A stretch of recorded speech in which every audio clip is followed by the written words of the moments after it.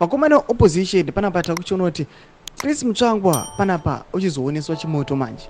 Pane nhoyo yatataura pepe yemashoko ekuti aiwa ano achivhurika zvaakataura mashoko ekuti aiwa nyika yeZimbabwe political prisoners ngavachibuditswa noda kuti Sabc summit yachizopera. Takuona kuti aiwa former Mount Pleasant legislator advocate Fadzai Maere akuchiuya manje achimuisa pakona kutaura mashoko ekuti vakomana imimika aiwa dei mukafaiwa dei aiwa mabasa enyu akapera. Sana mina mashoko amuda nyongo panapa notibva subscribe like turn on the bell kuti mna bendo pake maeranyira achiti well thank you for confirming that you are unconstitutionally weaponized the legal system to punish innocent citizens who had committed no crime. When will this abuse of police services and institutions of state stop?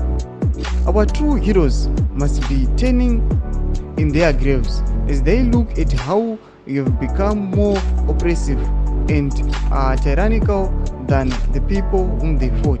We need new leaders. Pana pariko yacho ati vakomana ndimunozviti makarora nyika yeZimbabwe makaisa rusununguko but nyika yacho aitombonaka na rusununguko. Toona kutoti matokutitsa chokwadi mukatotiudza kuti aiwa inini state yenyu kana kuti government yenyu number 1 iri unconstitutional.